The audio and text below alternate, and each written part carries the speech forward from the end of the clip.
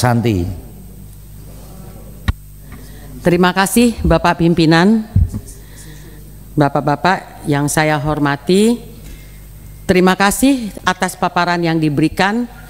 Namun saya melihat, maaf dari Bapak Menteri, Bapak-bapak Dirut, dari apa yang disampaikan tadi, saya melihat tidak menggambarkan jawaban atas permasalahan yang kita hadapi saat ini. Bapak-bapak hanya memberi argumentasi pembelaan diri. Kita udah lakukan ini loh, lakukan pasar murah, lakukan ini, lakukan ini, lakukan ini. Terus untuk mencari solusi terhadap permasalahan yang ada, bapak-bapak akan lakukan apa? Itu yang ingin kita ketahui sebenarnya. Sekarang ini kita tahu permasalahan kita. Import kita, beras kita begitu tinggi, import tertinggi sepanjang sejarah 25 tahun ini. Import tertinggi kita untuk beras. Import tinggi, sudah importnya tinggi, harga berasnya tinggi. Harusnya import itu kita lakukan untuk mampu melakukan stabilisasi harga beras di tengah-tengah masyarakat. Harga beras tetap tinggi, beras tetap langka, berarti masih ada masalah di tengah-tengah masyarakat kita. Ini yang saya ingin dengar dari bapak-bapak, bukan pembelaan diri yang ingin saya dengar di presentasi bapak-bapak pada hari ini. Sekarang salah siapa? Salah petani, salah produsen, salah pemerintah, salah pedagang. Siapa yang salah terhadap permasalahan yang kita hadapi di sini? Jangan kita saling salah-salahan. Pak Mendak tadi mengatakan salah El Nino. Ya enggak. Kalau salah El Nino, kenapa harga beras di Singapura dan Malaysia stabil? Kita jangan dibodoh-bodohi semuanya dengan alasan El Nino. Kenapa bisa stabil di negara lain? Kenapa carut marut harga itu cuman ada di negara kita gitu? Ya kan? Ini juga makanya kita jangan seperti pemadam kebakaran. Hanya kalau ada kebakaran, kita padamkan apinya dengan cari pasar murah, cari ini, cari ini. Tapi permasalahan dari mana datangnya api itu tidak pernah kita cari. Ya akan berulang-ulang terus, Pak. Apa nih yang bisa kita lakukan sehingga permasalahan ini tidak terjadi? Nah, sekarang sudah tahu beras ini kita langka, produksi kita kurang.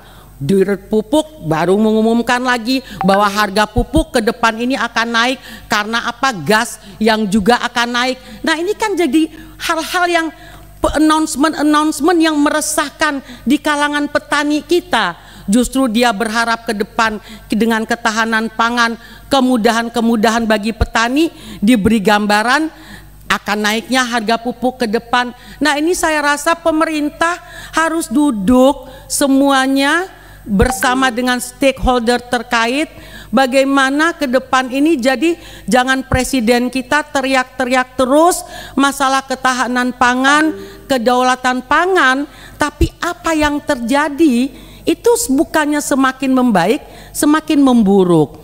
Import beras tadi disampaikan Pak Mendak 3,5 juta ton. Saya juga ingin tahu kemana sih distribusi 3,5 juta ton impor terbesar sepanjang sejarah ini. Oke lah, tentunya untuk program-program pemerintah, stabilisasi harga, KPM, oke. Tapi kita pengen jelas pendistribusiannya itu sebenarnya berapa ke ini, berapa ke ini, berapa ke ini. Kenapa terjadi hal-hal yang terjadi sekarang ini? Miris, Pak, ngelihat di media sosial rakyat kita antri begitu panjang, Pak, untuk beras. Antri beras murah, Pak, harganya juga nggak murah-murah amat.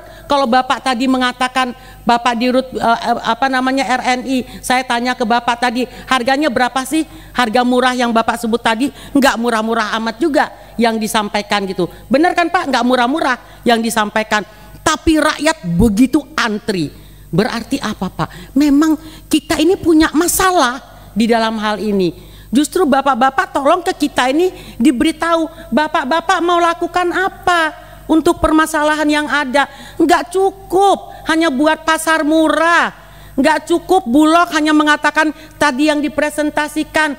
Harus ada langkah konkret bersama yang dilakukan oleh bapak-bapak, enggak masing-masing jalan sendiri-sendiri sebagaimana yang bapak-bapak sampaikan tadi.